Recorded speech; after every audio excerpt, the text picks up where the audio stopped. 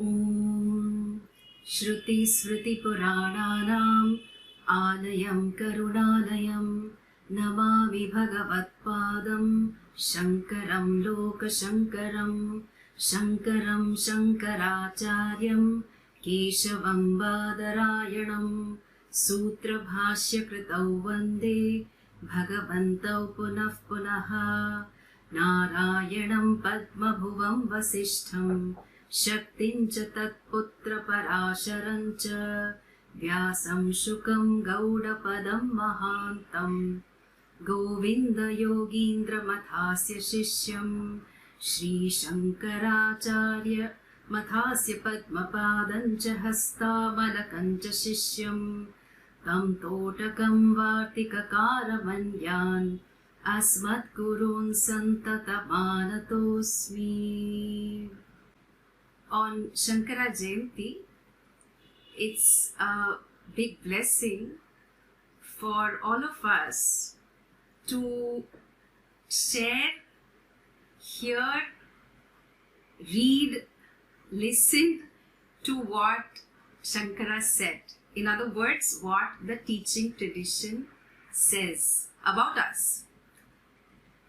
And so I want to dive straight in to his words, and from the beginning to the end, pretty much.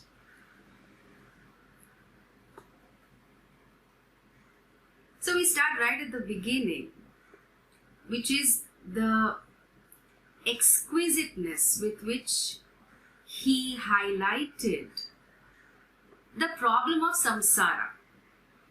These opening words are from Upadesha Sahasri. Garbani deha yogartham deha yoge priya priye dhruve syatam tato ragaha dveshaschaiva tatakriyaha dharma dharmo tato jnasya deha yogas tatha punaha evam nitya pravrittoyam samsaraschakravadvrisham. So in these opening words of Upadesha Sahasri, Adi Shankaracharya establishes very beautifully the connection between karma, raga dvesha and samsara. And so as the simple translation goes, karma brings about deha yoga, a connection with the body, and that being there is priya and apriya. Of course, priya also may have joined us here. So what is desirable, what is undesirable, or pleasure and pain? It definitely follows. And then of course, raga and dvesha, paripanthi now are around, so there is craving and aversion. Then when there is raga dvesha, one cannot sit still. So therefore, again kriya follows. Because kriya follows, there is adharma and dharma, punya papa in other words. And for whom is this? This is for an ajna, an ignorant person. But then what to do with so much punya papa? Well, again deha yoga, tatha punah punaha. So this nitya pravritti is really what we call what samsara. And it is like a chakra. So then, what to do about this chakra or chakra? Ajnanam tasya moolam syad iti tadhanam ishyate brahma vidyad arabdha tato nishreya sambhavet. So then therefore, Upadesha Sahasri, or in other words, Brahma Vidya is begun, because only from that Nishreyasam comes. And why is that important? Because the moolam, the root of ajnana, the moolam, the root of samsara is ajnana. And therefore we cannot live with ourselves, we cannot live with the others. And so how shall we cut it at the root itself? Well, Brahma Vidya. So having said that, the Upanishad tells us how to go about it. Okay, so where are we? This is something that most people are familiar with. the beautiful verses from the Mundaka Upanishad. Pariksha lokan karma chitan brahmanaha nirvedamaya nasti krita kritena. In other words, having analyzed the different worlds of experiences, the fields of experiences, which have been achieved only through karma and upasana, may the brahmanaha, the sattva guna pradhana person or the discriminate seeker, may that person gain nirvedam. But how to gain this nirvedam or vairagya? Well, because this person has understood that moksha akritaha is not produced by karma kritaha. So akritaha kritena. And that is what I want to focus on for the rest of my talk. Because about this, akritaha kritena, Shankara speaks very beautifully. And he says, Sarvam tu karma nityasyaiva sadhanam yasma chaturvidham eva hi sarvam karma karyam utpadyam apyam vikaryam samskaryam va nata param karmanaha vishayaha asti. In other words, there is no other vishaya for karma except this. So let me explain. We've had quite a dose of Sanskrit right at the beginning. Okay. So the topic of my talk is really the 4 myths about moksha. And the context that I have established is really that moksha cannot be produced by karma. So let me tell you a story to lighten the burden of all the Sanskrit barrage that has happened. One of my favorite stories, I'm sure a lot of you have heard this. This person was celebrating New Year's Eve. And he had ordered the finest of whiskey and vodka and wine and so on. He invites 2-3 friends despite COVID restrictions and says, you know what, we just drink, have a good time. 2020 has been terrible. Let's welcome 2021 with some good spirits. So then they have a drink, they watch a game, etc. The friends leave, and then there's only him, the host of the party, who is absolutely drunk, and his friend who is sober. Now this drunk host says, I want to go home. So the friend says, hey, hello, you are home, okay? No, I want to go home. Take me home. What kind of a friend are you if you can't take me home? So you can drive, you're sober, and this goes on for a few minutes. Then the wise friend gets up, he says, okay, fine. Let me take you home. He picks up the car keys, he helps this fellow onto his feet. They walk out of the door, lock it, and then they come to the lift, they go down the lift, they approach the gate of the building and then walk a few further steps. And then the friend says, okay, now let's return home. Okay, we've traveled quite a distance. I think it's time to go home. They go back into the same building where they were, back to the host's home. And he says, okay, now we're climbing the stairs, okay? So be ready, we're going to your home. And then, of course, they ring the bell, there's nobody there. They say, hey, listen, we have the keys, okay? So he opens the door and then he walks in and he says, welcome, you are back home. And the host, who is drunk, says, oh, I am so grateful. You finally brought me home. That's fantastic. What a good friend. Indeed, a friend indeed is a friend indeed. Wow, I am finally home. Shankara uses the word Nitya Shuddha Buddha Mukti Swarupaha or Swabhavaha. He uses it across the Bhashya. And he's always drawing our attention to the fact that we are Nitya Shuddhaha always free from raga dvesha, always free from any kind of impurity. Nitya Buddha, ever consciousness. Even when you are in deep sleep, you are ever consciousness, Chaitanyam. Nitya Buddha Mukta, ever free. It seems like we may be overwhelmed by different kinds of bonds or bondages or whatever we may feel limited or bound by, but we are Nitya Muktaha. That is the Swarupa. And so we deal with misconception 1, which is moksha is produced.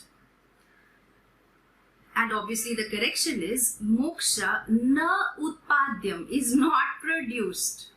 Because karma, punya, papa, something that is produced in time and place, is anitya. And so often we make excuses for ourselves that once I do X amount of pujas or I do purastarana or whatever it is, I will produce moksha from somewhere. But hello, moksha na utpadyam.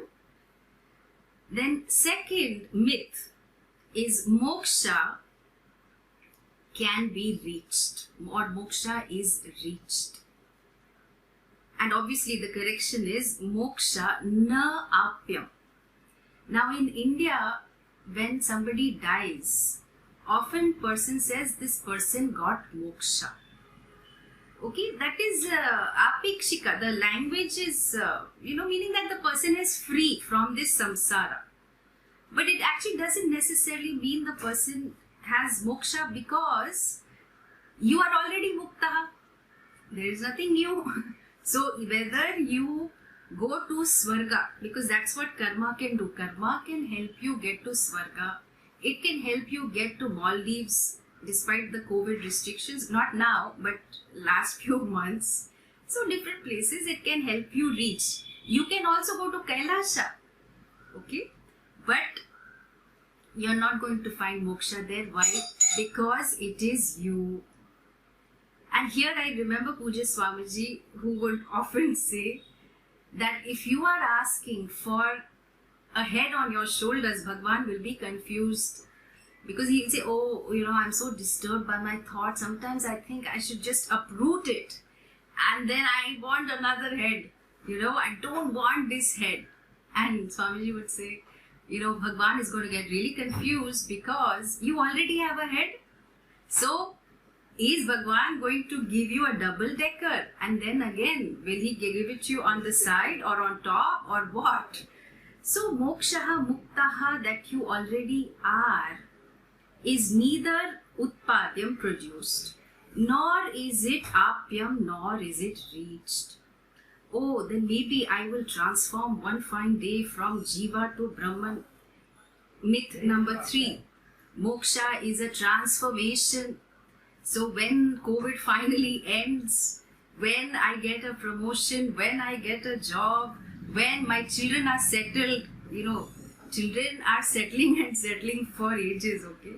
Then finally moksha will dawn, because I will be a transformed person. Well, hello, you are already Nitya Buddha Mukta Shuddha Swabhavaha. So, karma will help you get to all these things that you are wanting. Karma will help transform some aspects of your life. But the muktaha, the free being that you have always been, well, moksha is a vikaryam. It is not a transformation. And the final one, which is a myth, moksha is a process of purification. Okay? So moksha is samskaryam, and obviously the corrected understanding is that moksha is a samskaryam. So karma can help us remove impurities. Definitely lot of sanitizing is very important for all of us. Then puja, japa, all that is helpful for mental impurities. But karma cannot remove the free and nitya shuddha being that you always already are here and now. You remain what you have always been, which is your Swarupa. And Shankara in the Bhashya for Brahma Sutra, he says that Chitta Vrittihi Nirodha Sadhanam Nasti. Moksha is not even Chitta Vritti Nirodha. You can go on mastering your mind, okay? But that is not moksha because you are already mukta. So what more you are going to purify? And what is there to purify? Which is already nitya shuddha. And so, I conclude saying that this person who, sorry, let me just try and share that. So this person who was drunk, right? He did not have to do any. Yeah, the person who was drunk did not have to reach anywhere else. He had to just be home. He had to just see that he was home. The person who was drunk did not have to transform into a different being to be home. The drunk person did not have to purify himself and have Ganga Jal so that he can finally be home, right? And so what is it that Brahma Vidaha says? Okay, our Brahma Vidananda also says it. And avidyadi samsara bandha apanayana meva moksha vichanti Brahma Vidaha natu karya bhutam. So all people who are the knowers of Brahman say that this moksha is only in the form of removal of samsara. How? By the removal of avidya. So then are you not still talking about some aspirational moksha? No. When we say gaining, attaining, reaching, we are saying it only in a figurative sense. Sarvasya pratyagatmatvat avagatihi evasya. Okay, so it is spoken of figuratively, but you are nitya shuddha buddha mukta svabhavaha, and nothing's ever going to change that.